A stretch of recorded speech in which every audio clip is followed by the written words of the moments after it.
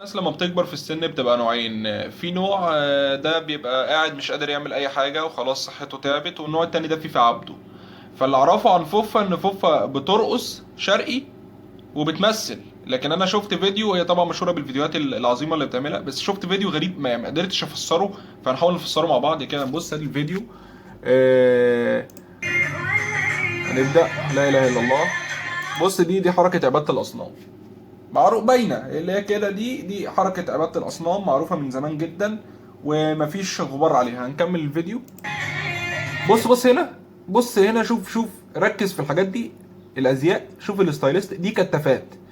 هي لابسه كتافات في ايديها، لان معروف ان انت لما بترقص شرقي ممكن تغرق في اي وقت.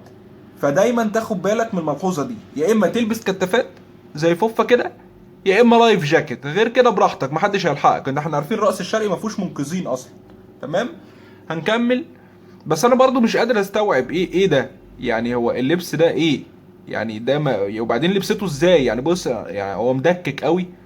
فده اكيد اتنين كانوا ماسكينه كده، وفوفا واقفه على السرير. يلا يا فوفا نطي، نطت فوفا قفزوا عليها خلاص.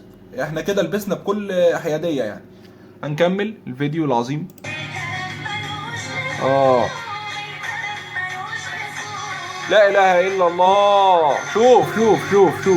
شوف دي اسمها حركه الخلاطوس، دي جايه من الخلاط. دي بتقعد تعمل كده، ولي فاهم، عشان لو في اي حاجه في شعرك بتطير يعني. بقى لسه هنحط جاز بقى والاساليب القديمه ودبر امله فاكس. هو كده اتنين خلاص صفيت شعرك من اي حاجه. طبعا في استوديو كودك هنا جنبينا لو شايفينه، عشان فوفا بتعمل فوتو سيشنز دايما، فتلاقي صور كتير قوي. اوبا، شفت دي انا ما خدتش بالي منها. شفت دي بقى، انا كده عرفنا هي كانت لابسه ايه. هي لابسه تنوره. هي لابسه تنوره، دي فقره رقص شرقي وتنوره مع بعض. وبص برضه ما عملت هنا. بص كده ممكن تخفيك. يعني كده ممكن تخفيك، الحركه دي ممكن تخفيك صدقني، ما تكملش الفيديو. بص، حركه الصحراء دي، الصحراء والعياذ بالله. اوه طبعا دي. اوعى. قفلي يا وردة، فتحي يا وردة. بنقفل انا مش عارف اقول ايه الحقيقة، بس يعني طب ممكن ناخد 10 ثواني يعني، مفيهاش حاجة. وده طبعا لفة 360 درجة، اسمها 360 درجة الخاتمة، دايما تعملها في اخر الفيديو.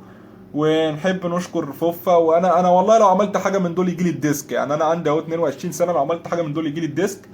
فربنا يديك الصحة يا فوفا، وشكرا.